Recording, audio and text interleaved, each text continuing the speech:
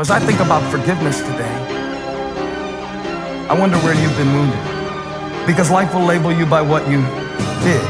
And we all have doubts. That's what I'm trying to say. We all have scars. We all have dysfunction. You might have long sleeves, but if I could roll up your sleeves, you've been through something.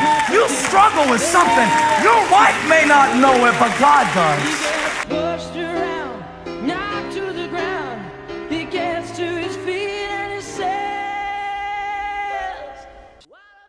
We reach that moment when Debbie completely misread her situation and probably realizes that her overaction to Ruth wasn't necessary, but probably too late. Come here, honey, have a seat. I would love to stay and catch up with you, but actually, I just came in to check the time and I gotta run to rehearsal. It was so nice to see you, Laureen. Really. Okay. Bye, Ron. Bye, hon. Funny how she wants Ruth's shoulder to cry on. Yet the world's neediest drama student, who has been crying for a role, has now been making strides by kicking ass and taking names during wrestling scrimmage practices.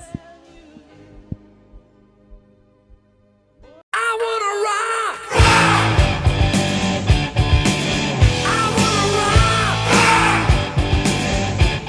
I want to rock! When did we learn that move? We didn't. Now, Debbie has the one with the most natural wrestling ability out of all of them, but she was just dipping her toe in the water and only calling their bluff. Deb, honey, why don't you show them what you've been working on? Until a local TV executive, Glenn, wants to know, unlike her friend Ruth, who wanted to go over a sleazy scene with her sex partner, that Debbie was faking it. Reset. Anyway, and then my character is Liberty Bell. The role model for kids? Well, I look forward to seeing it when it's done. No, you see, Debbie would rather hang up her boots and align her priorities of having someone watch over her kids. Thought he was right for you. Oh, Mom, now is not the time. Well, I just always thought he was very controlling. Please don't put me in the position of having to defend the man that I just left. I'm not asking you to defend anybody, honey. I just worried about you. She arranges a part-time babysitter with her mother, so to escape the single-parent trap, Debbie wants to test herself one more time to see if she was more than just a one-time flash-in-the-pan wrestler. I'm Liberty Bell, the American hero. I'm a perfect 10 and you're a 0. I'm American as apple pie, and if you're not, I'll make you die. So she asks Ruth's training partner, Goliath, for training advice. You have obviously been helping her. You're so good. Now she is so good, and I still suck. Ruth takes it seriously. I'm here. Goliath argues that how are you going to learn anything about this sport, let alone even think to call yourself a wrestler, if you haven't actually been to a wrestling show? The problem is, you think wrestling is stupid. Well, it is stupid. I mean, isn't it? Do you see what the problem is here, Debbie? She's talking to you in straight English, but yet you are listening in dumbass. So all of them leave Motel Purgatory and attend a local wrestling match.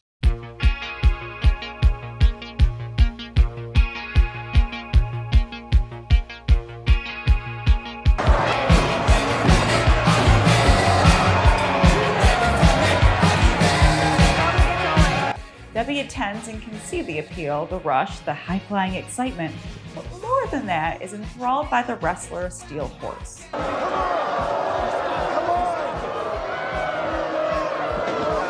actually half-brothers. And that was his plan all along, to ruin Steel Horse's life in order to get revenge on the father who abandoned him.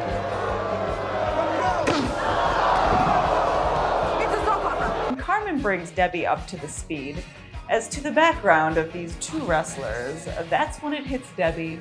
Oh, it's a soap opera. The whole thing is a soap opera. Let's take this time and thank a stupid person for their contribution. This whole thing is a soap opera. I understand how to do that. I can tell she will be getting his motor running, ready for a warm-up on his hog.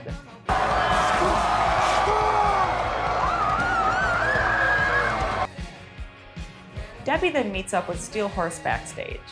He actually remembers her time from her short-lived show Paradise Cover, and thus gives her a deep dive into the wrestling world of story, characters, and the conflicts many unspoken fighters must share with their non-friendly opponents.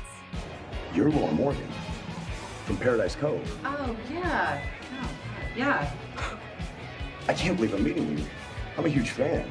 You watch those. Yeah, it's where we get all the best ideas from. I have to say, you, Laura, can't act for shit. I sell it, but he's the one with the real strength, real craft. That's how it is with the bad guys.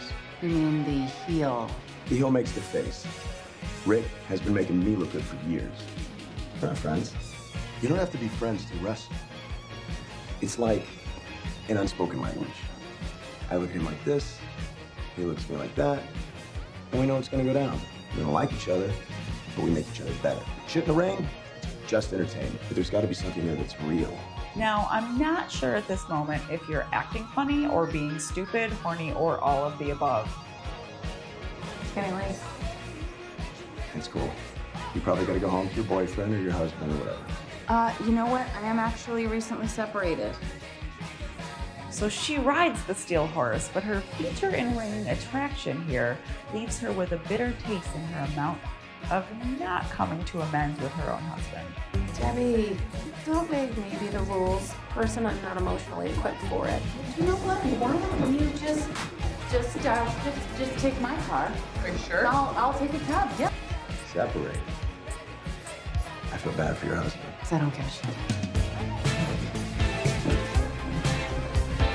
So, Steel Horse live up to the name. Yeah, it was good, I guess. Yeah, it's exciting. Well, forgiveness does not change your past, Debbie, but it certainly enlarges the future with this porn star who just body slammed this on the market as. You're so slutty right now, Debbie, that your spirit animal is the swallow. But hey, Debbie liking it Monday Night Raw, uncooked and uncensored, has got her jazzed to fight. So I've been thinking about the show. Well, look, I know that situation with the network executive was not ideal. I'm all in. But if you want me to be the star, I need a great heel. Well, you don't have to look far down the tree of knowledge, right on the corner of Isn't It Obvious Ave, that Ruth has been cultivating and developing an evil, diabolical character inspired by their Russian hotel landlord. Hey, we're having some trouble with our TV. Not my problem. Not your... It says free TV, not free TVs. You want watch? Go to a room of another prostitute. Startup funds by Bash is one thing, but to keep the show going, they're going to need a credible sponsor. So a few of the Glow cast of Rhonda Ruth join Sam and Bash as they meet one prospective sponsor at Patio Town. You mean like bird baths and shit? True, that's everyone's version of a summer house whenever it's wine o'clock and maybe a mecca of suburban housewives and hardcore girl fanatics, but hardly the place that is going to sponsor some glamorized, sexed up wrestling show.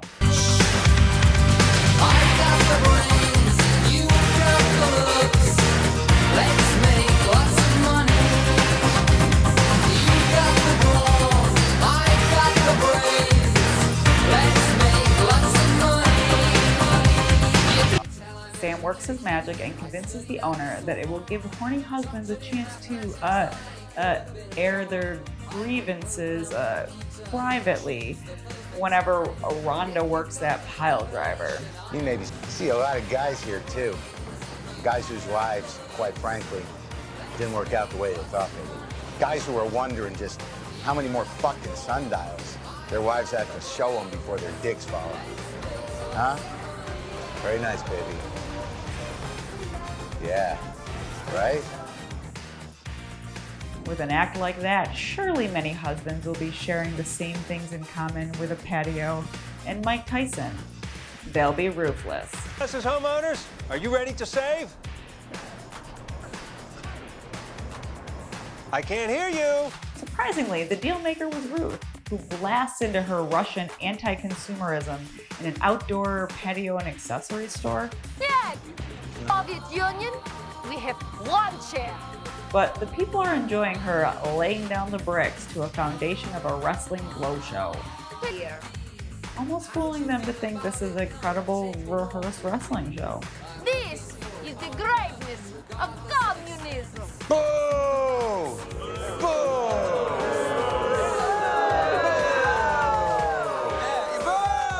No, it doesn't solve the mystery as to whether Patio Town will sponsor Glow, or if their sister store, Window World, either, but then again, they probably found them to be a real pain in the ass.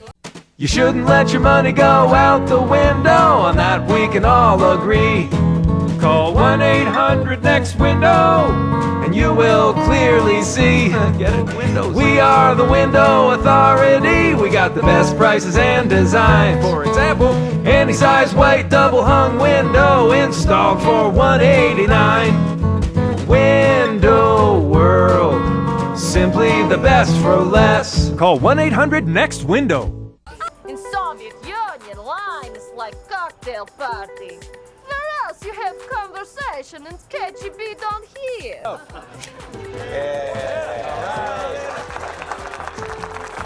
What is most important here is Sam and Ruth coming together. Sam sees Ruth utilizing all of her past acting talents to come up clutch in a serious role she craved in a dire situation, upon which the show needed its most talented actress, the most to ensure the launch and longevity of the program.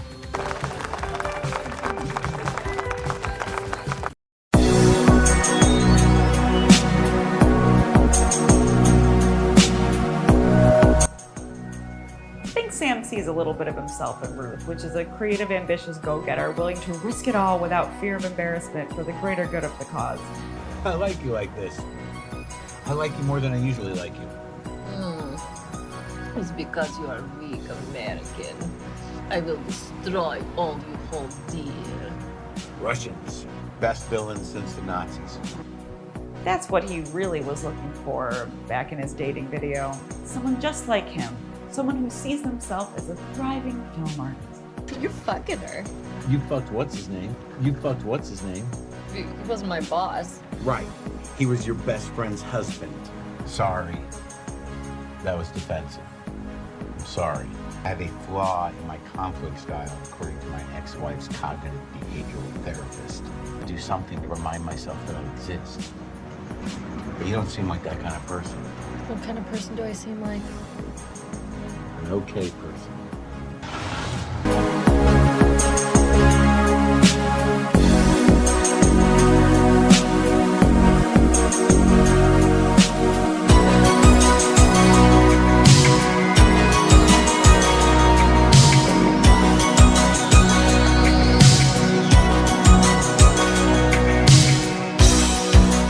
Who's gonna tell you when it's too late?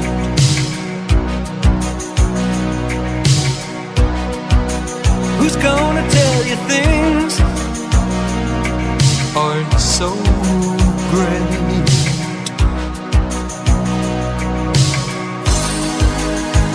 You can't go on thinking